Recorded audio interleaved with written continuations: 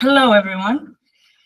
I would like you to raise your hand if you have ever had anything in your life that didn't go according to plan. Everyone? I think Mihaly too, right? You don't know what you're raising your hand for? Good, good. Well, that's what I expected. It's all of us. And that's amazing that it actually, it happens to all of us. But I know it's lame. I'm a believer that everything happens for a reason in our lives. Not necessarily a good or a bad reason, but things happen, our circumstances change, and we eventually just deal with them and adapt. This was the thought that I had right after quitting my first job out of college in an effort to find a more fulfilling and higher learning experience. That's when I decided to apply for a business development position at SciTech, having pretty much no clue of the software and technology space, but still trying to keep an open mind. Now, after having said all this, I think it would be a good time to introduce myself. This is me playing tennis, as you can see. I use this as my proof. My name is Anastasia Palaska, and I grew up playing tennis. And it gave me the opportunity to receive an athletic scholarship in the US, which I started when I was 17. Now, of course, nothing went according to plan, and COVID hit, and I ended up graduating a year late in 2021. I got two degrees. I studied business administration and hospitality and tourism management. And after graduating, I was a part of an organizing committee for an international sporting event, actually right here in Crete, which helped me land my first job. It was at the hotel sports facilities as a sports marketing assistant. I worked at the hotel for a year, and then back to SciTech. I managed to eventually land an interview with them. And I spoke with the business development manager. His name is Nicholas, and the CEO of the company, who you probably know, Vangelis Adonialis. Now, walking into this interview, I knew that my background wasn't sufficient for the role, as I explained, but I still tried to, to just show up, basically. And that was the most important personal or professional lesson that I've had in my life so far, I can say. It was something that my college professors kept mentioning when I was in school, but it didn't make much sense. And it definitely did throughout that process. So I ended up speaking to my colleagues at SciTech for about a couple of hours, and the discussion went really well. And after a few days, they came back offering me a job at a different position than the one I applied for.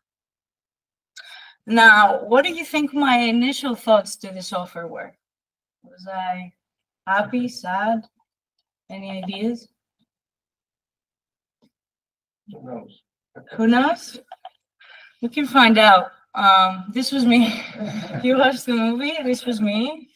Anxiety all over the place. I started doubting myself. The thoughts were like, okay, of course I wasn't enough. Why would they offer me a job for the job I actually wanted? But during the call, I tried to remain calm and relaxed. And after taking a deep breath, I proposed to them that I think about it. And after hanging up with them, I realized something. That this offer that they actually made me that time was what I was looking for all along. Now, I got invited to talk to DevStaff here today. Thank you, Manas, for the invitation. To talk about that thing, and everyone, actually, yes, correct. But you were my main contact. Thank you, everyone. To talk about that thing that got me excited to get to work in December of 2022. To sort of share with you our product development journey, how we've been trying to navigate this startup roller coaster, I can say, and what our future plans involve. So starting out in July of 2022, my colleague, that's not him, that's him, that's Stelios. So he had a conversation with his sister, and she gave him an idea, which he decided to share with our company. And our company listened. So along with Vangelis, they sat down and they decided to dig deeper into it.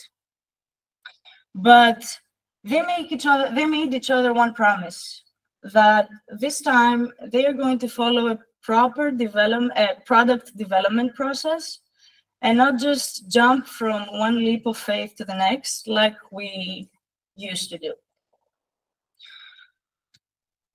Think of Stelios' idea like the Tinder of Venice, where users could basically match up with someone on a similar level. They could book a court and they could practice their hobbies. Now, as I mentioned, I joined the team in December of 2022. And for the next few months, we basically focused on research, on talking to our users, and companies and people that were involved in the matchmaking process and that were actually playing either tennis or paddle, as I'm going to explain later. And thankfully, the network that I had and my experience in tennis really helped speed things up here with talking to club managers and tennis players and everyone involved. After many discussions, we realized that there is actually interest in such a product, and that in fact other companies have tried to do this in the past in the Greek market actually. And even though there was interest, there was one main concern that came out of the discussions, and this was that in order for you to create such a platform and for it to work, you need to have clubs already on your side before you even start out. And the problem here, there was a big problem. Can you guess from this man on my screen what the problem? There always is a problem. Money. We thought, how do we get the clubs to listen to us without having to spend a fortune in advance and before we even started out? And it was around January of 2023 by this time when Iasonos Adonopoulos decided to join our team as a mentor. He proposed some questions to us in an effort for him to understand sort of the environment a little bit better. Some of the questions you can see here on the screen. My personal favorite is the third one that says, what are the players not willing to do and what seems unreasonable to them? These are just some examples. So we sort of took all of these questions and we went out and we talked to our users and players again in order to have them more organized, have the information more organized in our head, and as well as share it with the new member on our team. The results that we got was that the need for matchmaking and for booking wasn't as big as we thought initially. At least it wasn't at the time that we talked to our people. I mean, everyone had a different definition of what booking meant. And just to give you an idea, tennis and paddle clubs at the time, and even to this day, their main form of calendar is paper or Excel. And on the other side, tennis and paddle players, they have a fear of playing with strangers. They don't want to do that. So our whole idea pretty much didn't make much sense for the majority of people, at least. So what we realized from all of this was that there are some obstacles and some problems that pretty much take time to overcome. That these are just inherent, they're so deep down, they're pretty much cultural difficulties that even if you create a product that's super helpful and super beneficial to people, it will take time for them to actually get used to it and start using it if they're not ready to receive it yet. So we gave up. End of story. No, we didn't. And instead, we dug deeper into our users. Because from all the talks that we had, we knew that they had something that they needed. We just weren't quite sure what the biggest and most basic need that they had was. And this was the point we started using frameworks. I know this is an overwhelming slideshow, but bear with me. Frameworks like the jobs to be done framework, the fishbone diagram, the value proposition canvas, and the validation board, and a few more. Now, I'm not going to go deeper into each one of them because it's going to get a lot more boring. But if you have any questions, you can definitely ask us about it later or email us about it. Anything we can do, we can share some resources so that they can help. Along with talking to our users, what these frameworks did was help us understand better what our users, who our users are actually, what they're looking for, and what they need in order to continue practicing their hobbies and what they love. They also helped us define what our users' main jobs are and how we can either change them, simplify them, or speed them up. This was also the time when we sent out a survey of 10 questions to tennis, paddle players, managers, and so on, basically highlighting these main jobs I just mentioned. These jobs were in regards to three things, basically: to matchmaking, to booking, and to used equipment for the most part.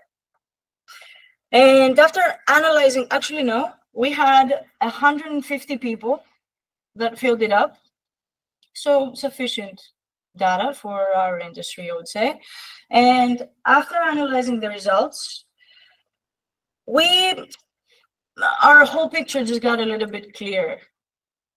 And as I mentioned a little bit before, the barriers to entry when it comes to booking are huge. And from this survey, it got even more understandable that this is the case.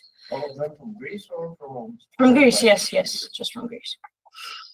So both of these solutions, and I'm talking about matchmaking and booking, they needed both players and clubs already on our side in order for us to make sense and start making steps forward. This was basically the main problem. And for basketball players out there, MVP, I don't know who else is playing basketball, but this was the beginning of our pivot. We questioned ourselves and we thought, is there a solution that could be useful to the majority of the players out there in the current state and time? And also, how do we get the clubs to listen to us in order to make their own players' lives just a little bit easier?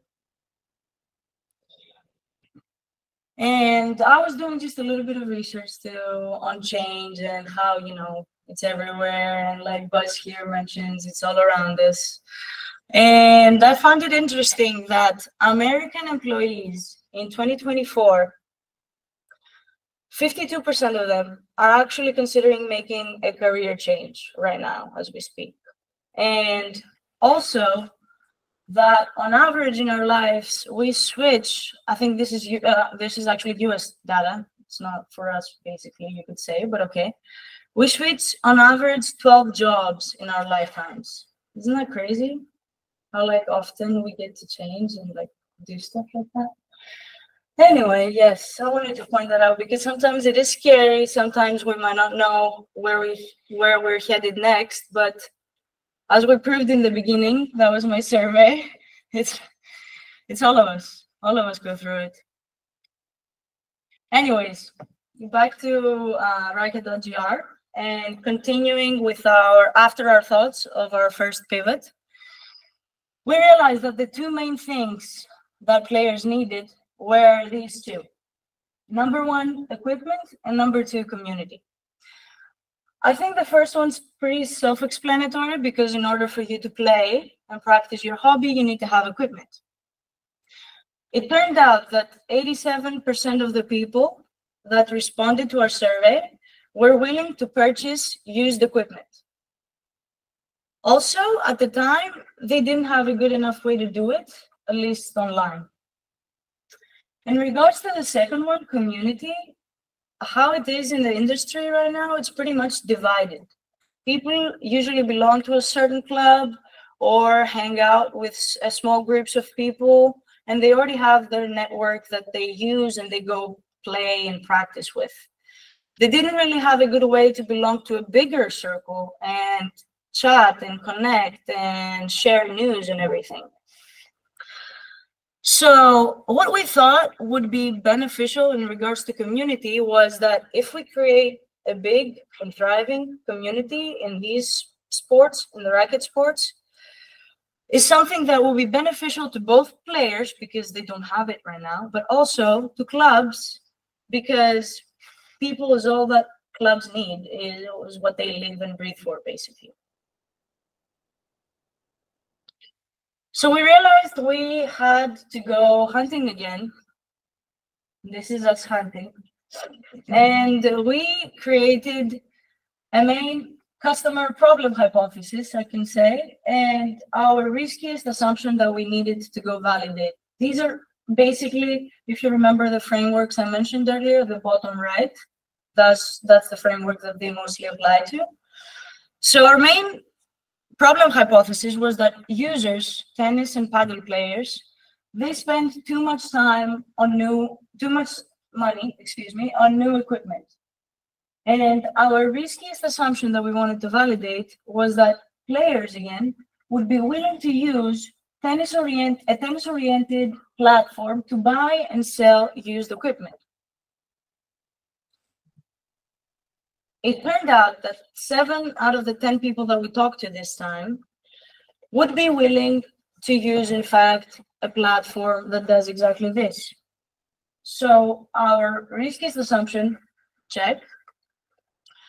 So as long as this happened, we were probably good to move on. And we thought, this is what we need to stick with, and creating a marketplace for the tennis and paddle community is our main goal right now.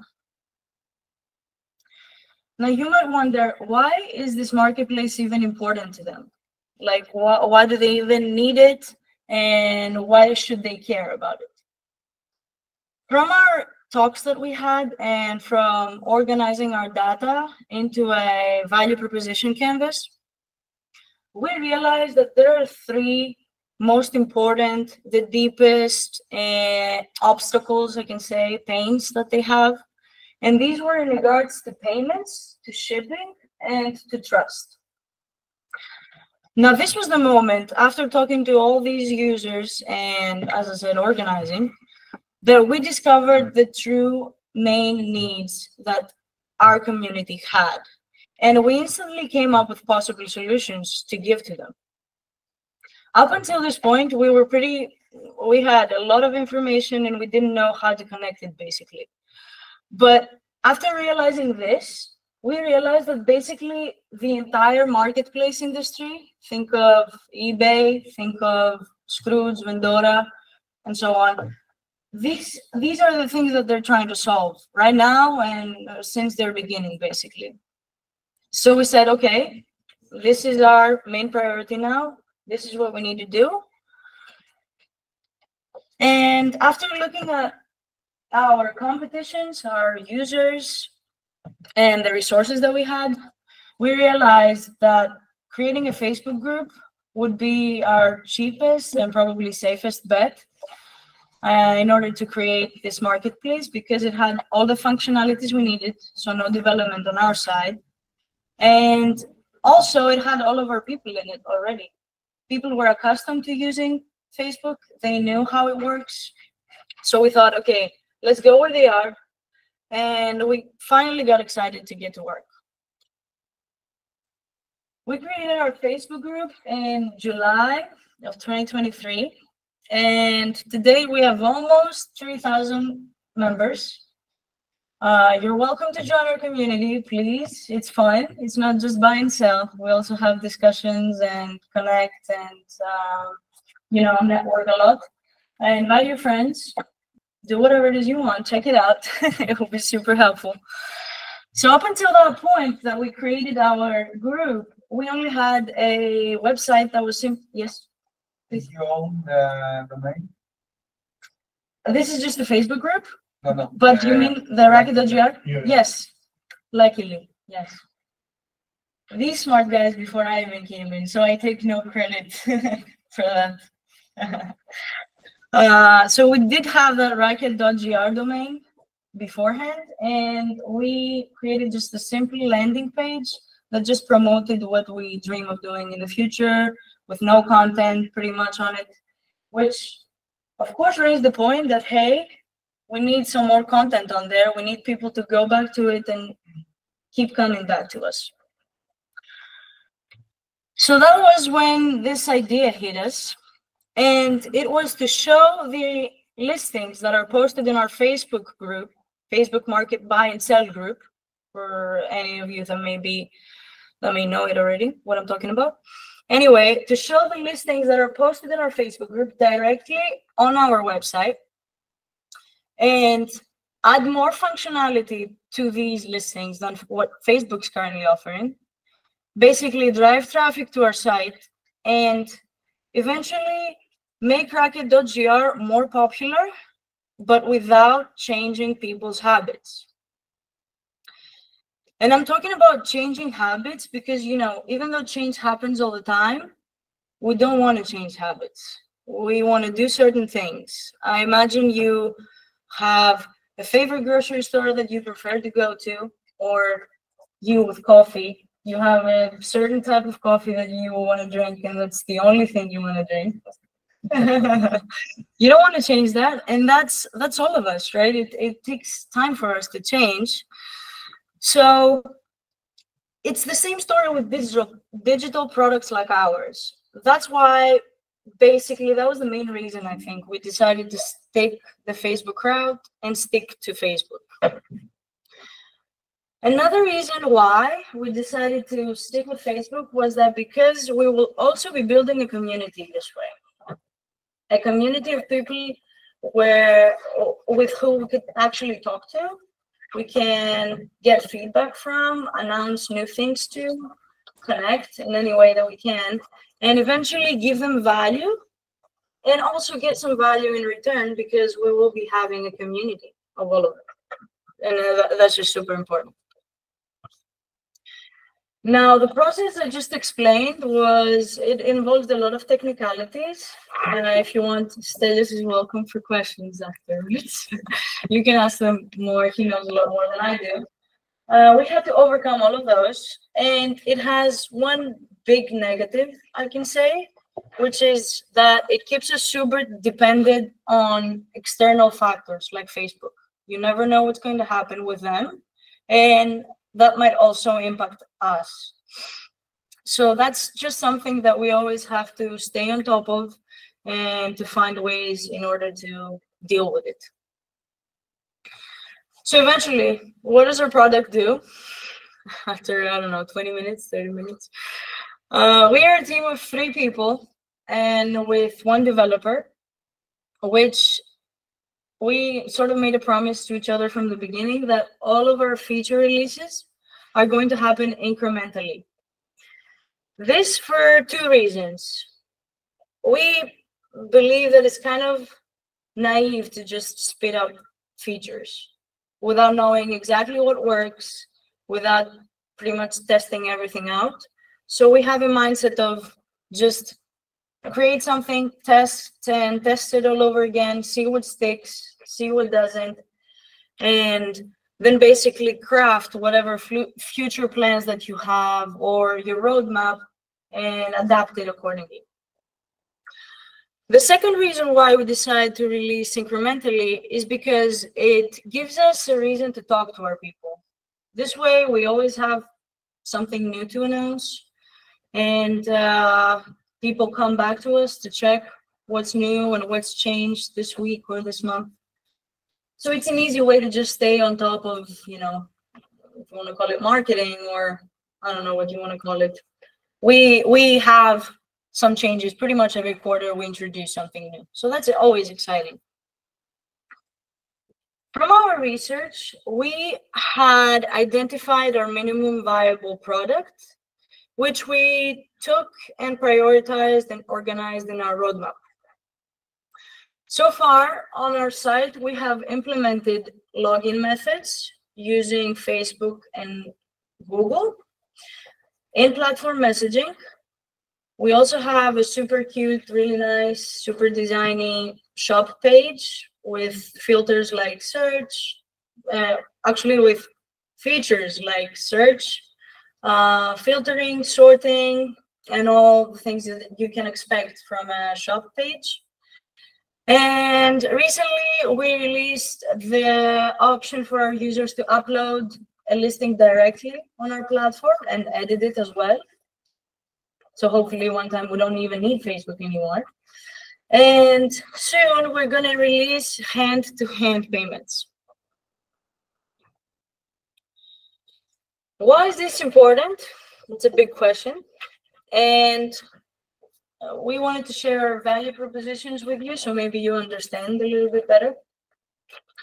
Number one is because we want to provide safe payments between our users. We're the middle guy here. So features basically like, not features, but capabilities, I don't want to say, I don't know, money back guarantees and returns, which is something that you don't get on Facebook or anywhere else right now. Number two is because we want to make shipping effortless for both the sellers and the buyers. Imagine like from the comfort of your home without having to waste any time to just ship out and receive products. And then number three is because we want to create trust in customer-to-customer marketplaces. And trust is a big thing, which is why our, I would say, biggest goal is to implement escrow payments on our site, which is a situation where money is kept safe until the buyer receives the product in good shape. And the seller is also guaranteed to make money from a sale and without having any buyers that are ghosting him or not talking to him and stuff like that. So this way, all of our users' needs, if you think about it, they're basically solved. There's no fear in transacting with strangers. There's no time that they waste in unsuccessful deals. And also, there's no wasting money on new equipment that, like everything else these days, is just super, super expensive.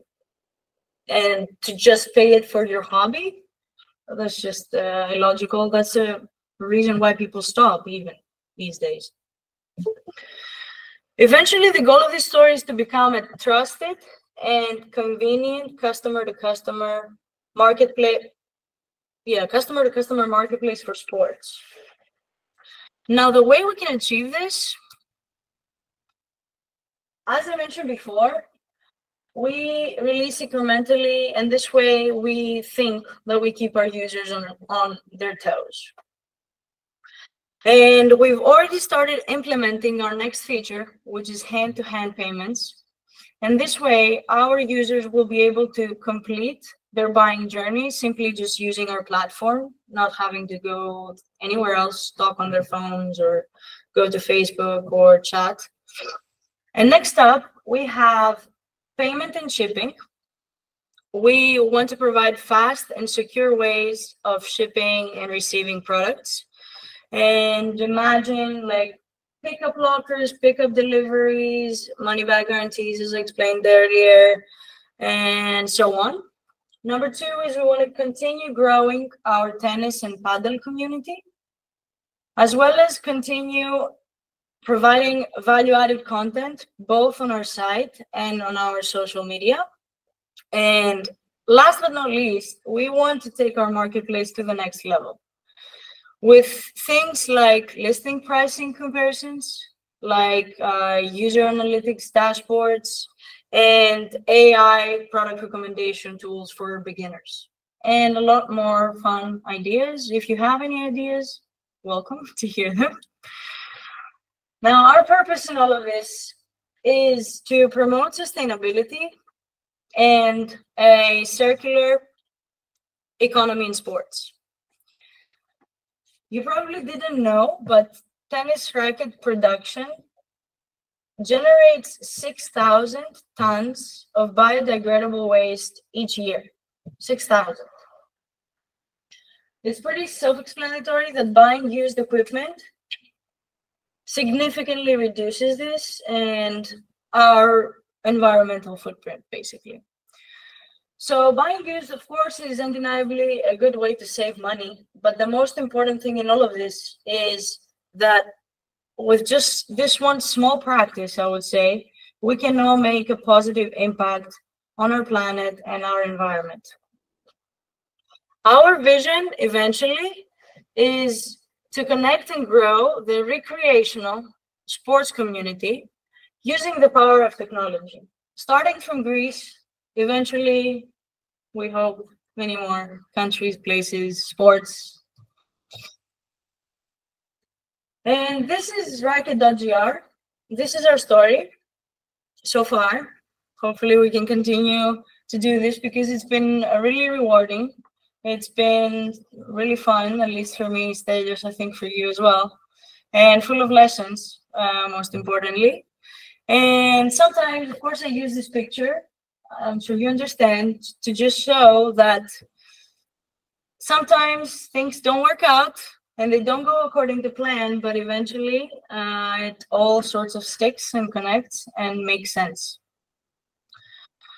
I would invite you to follow our journey, stay connected with us, email us, we can chat afterwards for sure. Any questions you may have are welcome.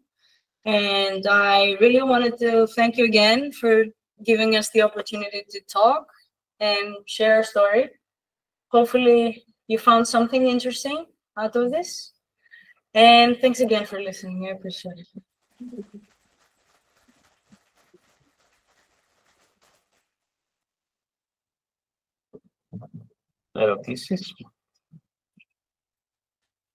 Well, thank you for your nice presentation. I have 3 questions. I hope they are small. First of all, I would like to ask, is the process of getting the equipment from a Facebook group into your site automated, or it is done manually somehow?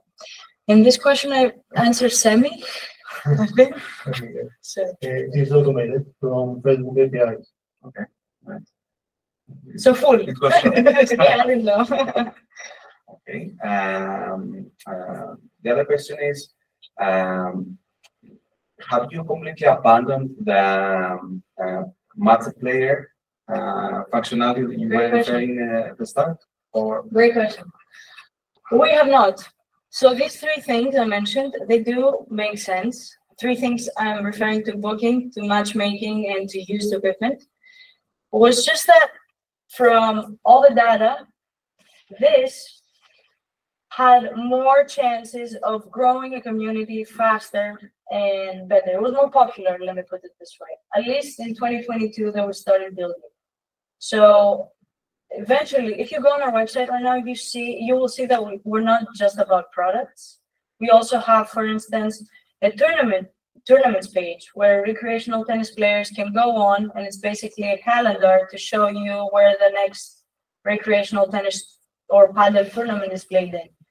So we want to add sort of like whatever value we can get. And eventually, if we have the people, if we have the community that we're looking to create, matchmaking would be a lot easier and would make much more sense because they would already actually know us for what we are. So yeah, hopefully, I don't know,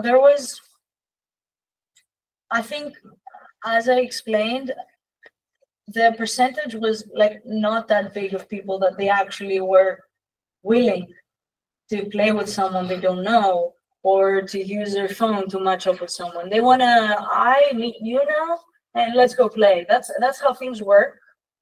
And as I said, maybe something, COVID hit and we as people became a lot more, I want to say, introvert or like to stay at home more. Maybe something happens and makes us, not care about anything and go play with strangers eventually. But until the time comes, we wanted to do something, and this was probably the easiest way and most popular way in creating. Thank you for emphasis. This question would be a nice feature if you could have, if you could give to your users psychological questions, let's say 10 questions, Okay. just to clarify what kind of psychology each one has, maybe to match people, that they fit to your profile, let's say. To match people that are open to playing. So they will be able to play together, Yeah. Okay.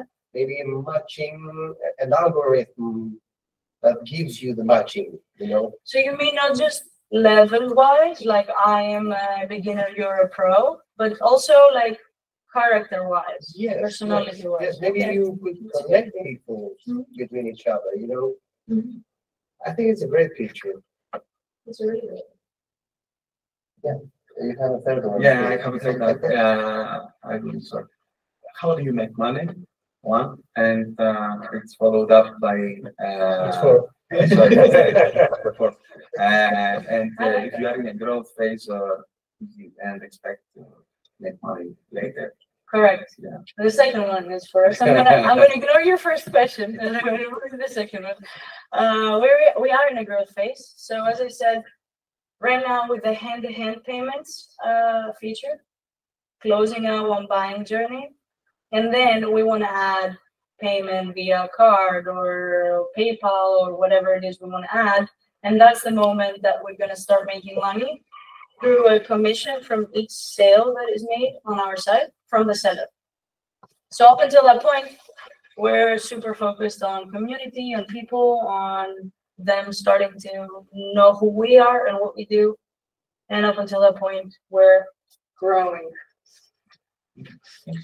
Stavros sells a racket, and I'm the buyer. Yes. So you get the money, and then you release the payment to me. After You're the buyer. You get a racket and money? Wait,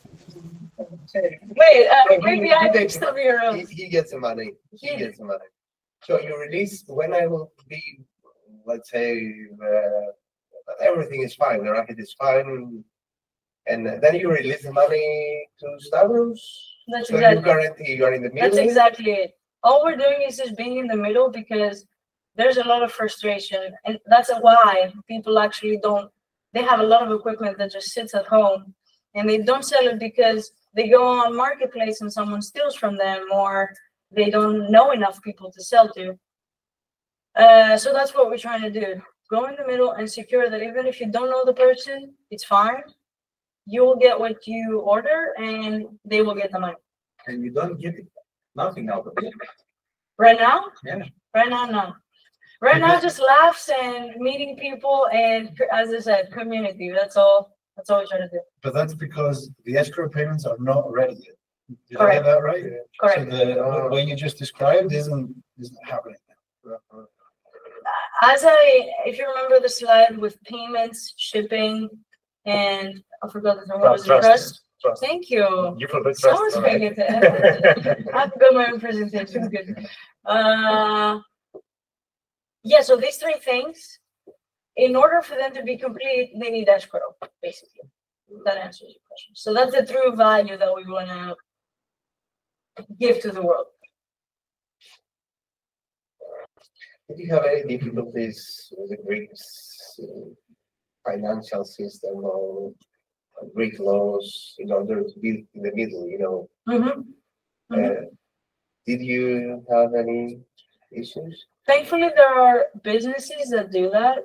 I mean, payment service providers that do this job basically for us. We even haven't decided yet which route we're going to take, because there are businesses in Europe, there are businesses in Greece that do exactly this. We'll probably lean into a Greek business because they know better exactly what you just mentioned, the taxes and everything that goes along with making such a sale. But I think that this whole process has been, over the years with Mendora and all these marketplaces that have come to life. I think it's a problem that doesn't really exist. Covered by them. Yes. Have you tried building software for the clubs so you can gain their trust? What type of software?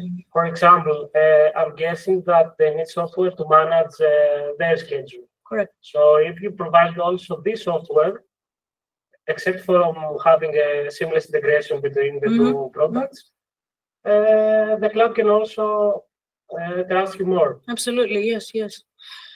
So this sort of is a tough story to explain, and I'm gonna explain. I'm gonna say why. Because everyone needs something different, so everyone needs something custom made, and custom made just takes time and takes a lot of effort and takes, you have to talk to them, build it out. Who's gonna do it? It's only me and Status, as I explained, basically. So this way we decided that, like booking, for example, that we could give them a booking platform. We can't just do it as a whole because they don't want to even use technology at all. They still love their paper, they love Excel. So because there are other booking companies that are actually in some clubs right now, we decided, okay, let them actually see if they can get into clubs, which they can't really, at least not in a big way. The booking software now that's out there, it's basically in 5 to 10 clubs max. They can't actually go out and convince a lot of managers that, hey, this is what you need. Managers are still used to doing what they know. So that is why just the effort and the time it takes for us to understand each and everyone's special needs, basically, and unique needs, is something that we haven't gotten into. But as I said, eventually, if we can create this community, it will make much more sense for clubs to actually want booking from us, or another type of software that you mentioned, or matchmaking from us, or be willing to talk to us even. Okay, I'm thinking two things. The reason I had this idea was that during COVID, I think all of us saw many platforms like this. For example, Book Your Barber, platforms for your gym. And I think many companies started providing booking services. Now, the other thing is that if you provide also this service, maybe you can change a little bit the idea and say to the club, you can create your own community. Us will provide all the services for you, or the tools, let's say, to do it. I'm just saying ideas, right? I might be totally wrong here. Did you save this in your mind? You mean to have some communities inside the platform? Yeah, you can. Communities. Yeah, instead of saying I have the community, you can join me. You can say I have the tools to create your community and manage it. So the clubs already have a community, so they just might be missing the tools. And then you have the central platform, the Tinder for Tennis, that connects all these communities together. Nice. I'm keeping that. Thank you, Aguila. I don't feel like there was a question in there, was it? No, but if you want any other question, I will be outside. Thank you. I don't know. Yeah, go. First of all, great presentation. Thank you. I want to ask how close you are to having more sports, either integrated or in the product, or maybe you're planning on producing what you have made on the backend to other sports as well. On moving on to other sports, you said the question? Yeah, I remember you said that the plan is to move to other sports as well. So I'm asking if you're close to something like this, and what's the plan? Not really close to that, I would say. As I said, we're still trying to complete racket.gr as it is with all these features.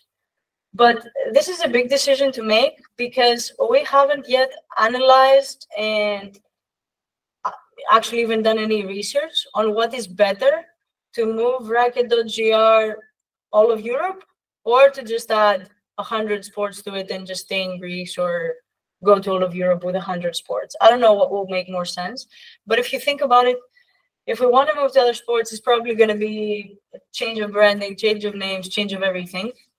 So if I answer to you right now, honestly, I would say let's take racket sports all over the world. But that's something that is super far away. Hopefully we can, if we accomplish this, I'm gonna come back here, make another presentation, be like, thank you, you're my lucky charm.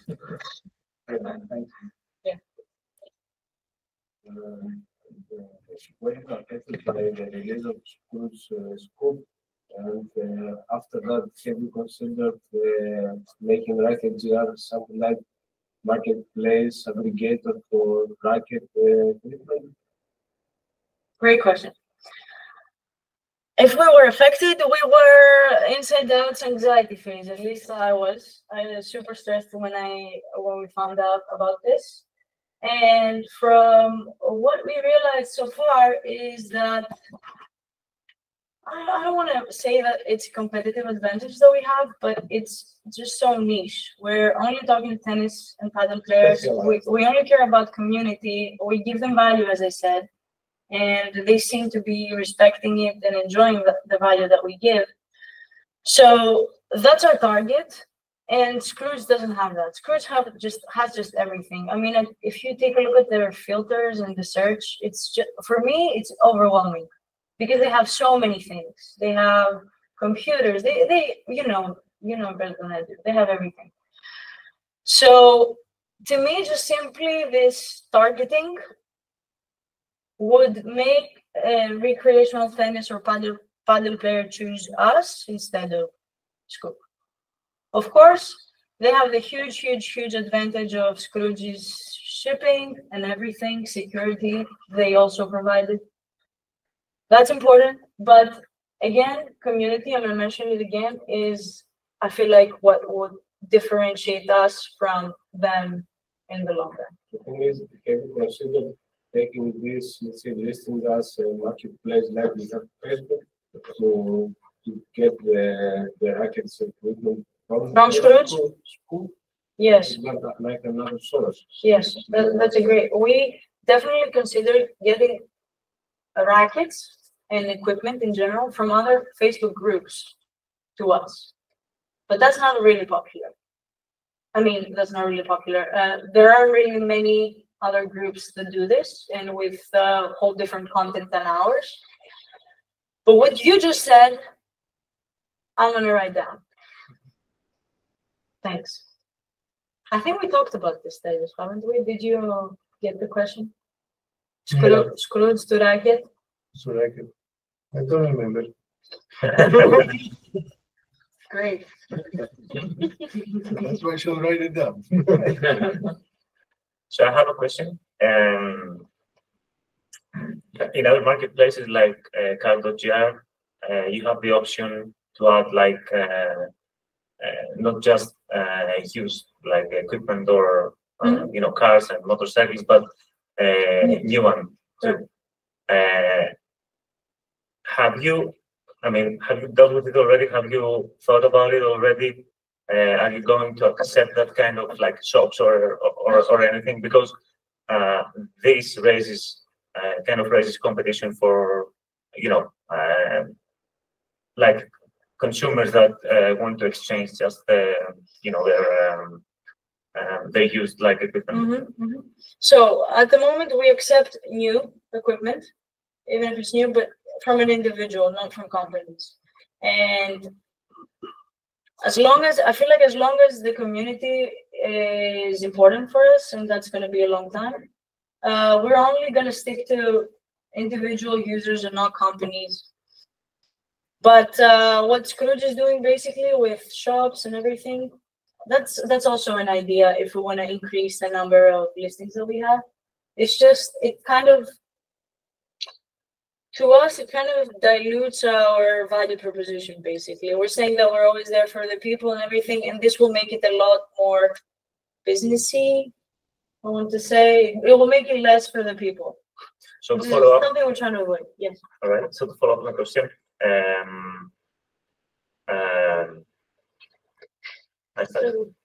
Great question, thanks. Yeah, it's late. After a beer, I'll talk to you later. Sorry, guys. Did you want to ask something? Yes, I did actually. Okay. 3 questions. The first one Oh, is no. Not from you, right? Everyone else, yes. keep speaking English. I think Maybe Boris is inside. I don't know. Maybe. Εντάξει. Δεν ξέρω ελληνικά. Too bad, more than translate. Anyways, one question is, the second question is that how do you know that something is failing? And the third question that is related to second is that have you reverted a feature that you released? Wait. What was the first? Why do we? That's not a question. So the second is because. Period.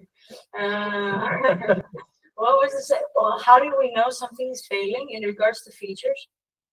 Or And if you go back to feature, Let me rephrase. you release the feature and you got it back after. if that ever happened. It's like a path. All features, it doesn't make any difference. How do you know that something is failing or is about failing? So I can use, I think, the example with our just the page. I can't remember a specific example, but we add a button there, or we change the wording on a button. We track it for, we say, a month. If it doesn't work, if it doesn't get the goal that we actually said, okay, we want to achieve this and this by that time, we change something. We change it just simply on our website.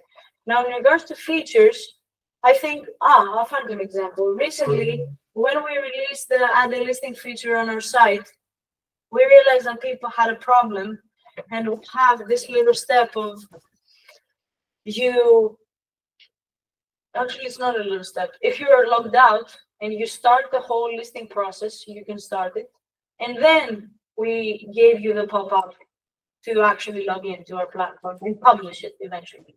We realized that we got a lot of draft listings that just because people weren't logging in, they weren't getting published. So we were losing listings even though people were doing the job. We switched this whole thing around and we added the login method pretty much earlier. And this way it was self-explanatory from the beginning what we were expecting from the user, and then they were completing the action. Just if we sum up, it's setting goals and monitoring. That's exactly what best of How? Sorry? How? What are these goals? Yes, how are you tracking? Analytics. What tools? Google Analytics? Yes. Yeah. I know we can't trust it 100%, but that's all we have. There are tools to monitor the user as a whole, where they visit, they have problematic systems. Not on Google Analytics. You mean other tools? Paid tools? Yeah, I don't like that. I like the free stuff. How many listings do you have in average? So, July of 2023, we started a group. In our Facebook group, we have 1,300 listings that have been posted, 1,300 listings. And on our site, since it's been 1 month, 2 months that we released the listing directly, we have almost 100 listings that have been directly posted on there. So on average, 3 to 4 a day are getting posted, and as I explained, we get them from the group to the site. So the site has over 1,000 listings, 400 active, I think. Yes. Yeah. I will go for my fifth question. You're out of questions. Thank you. So the question is, how your experience with tennis helped this platform? And my sixth and last, I promise, what is your tech stack? Probably it's not for you. Είπε κάτι για τη μαμά μου. What are the technologies? Great. Yes. Okay. You want to start from the last question? Yeah. We did it in WordPress because we wanted the fast and easy way to develop it without spending a lot of money on custom solution. That's the only thing we do. Yeah, that's it. Yeah. WordPress, WooCommerce, plugins, and stuff like that. And custom code. And the other question you answered, have I been any help just because I used to play tennis? No. You have the connection. Yeah, connections. I mean, in the research process, it took us a lot of time anyway. I don't know, 4 or 5 months. We were just talking and organizing and looking at data. But I already have sort of the people that I knew were going to be helpful in regards to this, and it was just a call away. And you know, sometimes even to just get people's help without like selling them anything, they just are not willing to hear you. But just because they knew me and I want to think that they respected me from the past, they really helped us out and were willing to talk. That was one thing. And then two, I feel like with research, which of course is not always good because, you know, I have a lot of bias because I spend my whole life just playing. I feel like I know what people are thinking, but that's not the case. I'm not everyone. I know how I'm thinking. So in general, I have an idea of what people are doing, where we can find them, what they could be doing, or like about tournaments and stuff. Like I know where to look in order to find them a lot easier than probably someone who doesn't have the experience. But yeah, as I said, that's a good and a bad thing in regards to research. You have to keep an open mind, even if you feel like you know an industry. Yes, and I think that's a fantastic point that we should all learn from as well, because we make the same exact mistake. Many times we tend to assume we know what our users want, and we make decisions, design decisions based on that. So this was something I really liked actually from the presentation, from the process you followed, that you spoke to users, which sounds like very obvious. You guys don't do that? Don't do that? But I mean, you'd be surprised. Miraculously not. Yeah. All the time. Yeah. Yes. So this was something I really liked. You mentioned at the beginning, and it helped you pivot twice. Does that still happen? Pivot? No. Do you still talk to your users? Great question. We talk to them in a more fun way in our group. I talk to them a lot. Actually, I've met a lot of good and weird people this way through racket.gr. But not in the same way that we used to. And that's actually, we were recently discussing this. Every time we do our OKRs and analyze our key results and see how we're doing and follow up on our goals, basically. And sometimes we get stuck and think, okay, like, why did we say that this was one of our goals? Like, what were we trying to accomplish? And is that still true? Like, do people still want that? So basically, that's part of our job. What we need to do is go back and double check. I don't know what the certain time frame is. Like, do you have to check in on them every year and see if what they believed in is the same? But that's something that we definitely need to work on, probably now or in the next few months, to see if they, for example, still have a fear of playing with strangers or still like to buy and sell used equipment. Maybe they have money now and they want to buy them new. No, we still don't have money. That's good for us. But yeah. I have a second question as well, if I can keep going. Since we're doing this, many questions.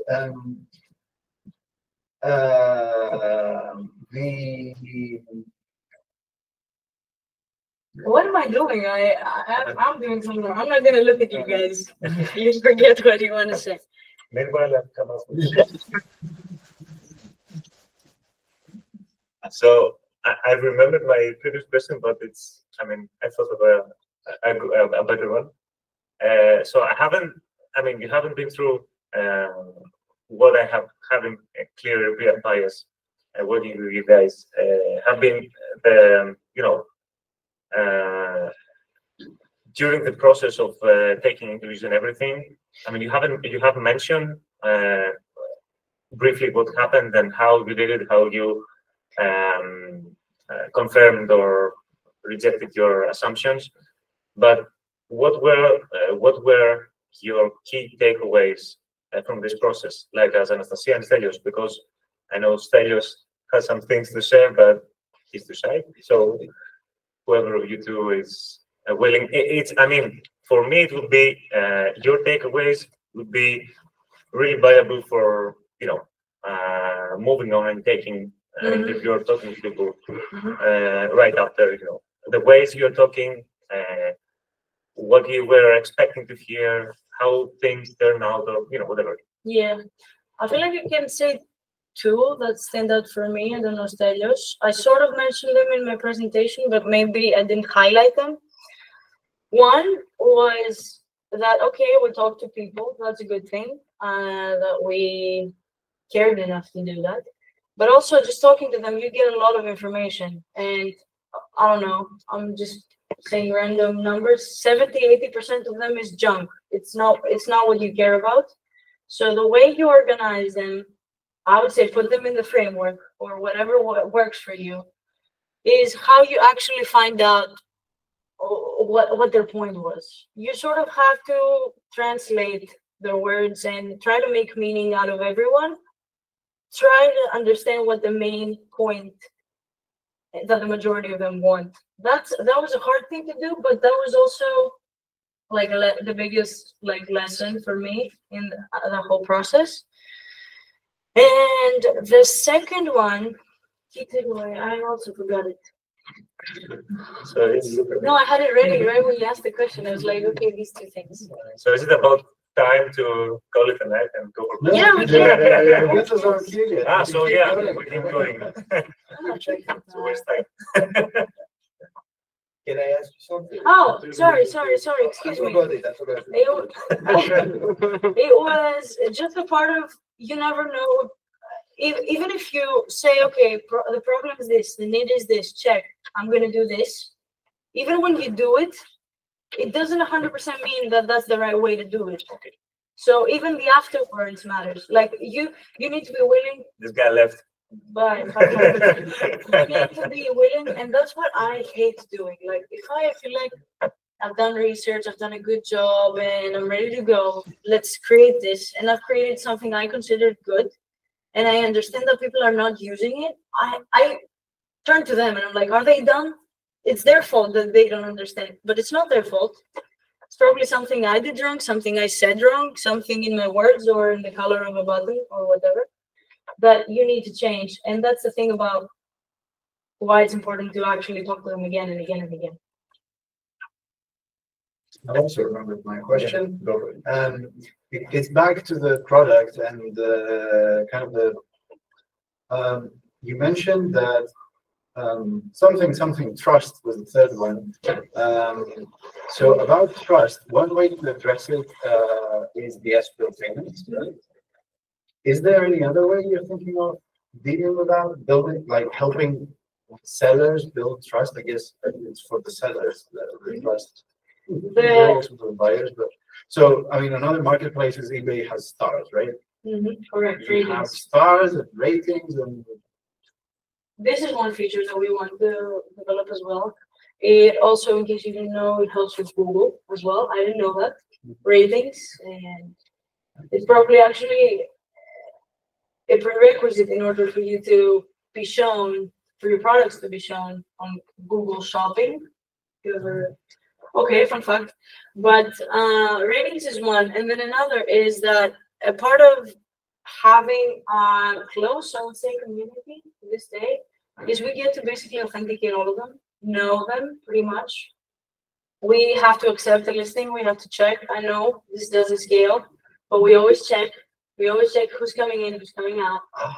So until today, at least, we ensure sort of safety. And we've had one problem in our 1.5 years with a user that was pretty much a fake.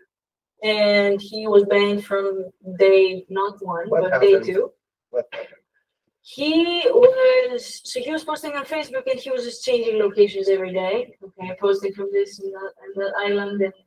And one user from the first report, he just said that, okay, he's a fake, he just doesn't respond to me. He didn't steal money. He was just like not being good to others. And that's a part that we point out, and that's why we want the community to be like the way it is, be safe and healthy and respectful. We check everything. I know it sounds like exhausting to do when you have like 20,000 people. That's a value prop. It's part of your value. Yes, exactly. that the ads are verified. Exactly. Basically, this was my previous question. I didn't remember how you filter out these guys. And if you filter out, I mean, yeah. Yeah, we try to. Do you have any failed transactions? I mean, someone sells a racket or something else, equipment, and the equipment arrived to the buyer, which was not in the. Other than the one guy that I just mentioned, we haven't had any other issues that someone reported. Not a big thing. No. Hello. Does that rating make sense in consumer refurbished products? In consumer to consumer? Yeah, because eBay has it. Think about me rating you as a seller, not everyone. The seller, not the product. Right. The seller, not the product. Yes. Okay, So you carry in your profile if you've made 5 successful like sales. Okay. It will show like even Facebook Marketplace. I don't know if you're familiar, but they do that as well, and people get to rate you. And yeah, let's do that next. Let's do that next. Start. Think about growing your community with the help of your users you already have. I mean, like Airbnb gives you a discount if you will suggest Airbnb to somebody else. Google.com does the same the last couple of months only. So you could have, let's say, a section, a part of your website that some user could share your website in order for somebody to be registered, to be a new member. So you could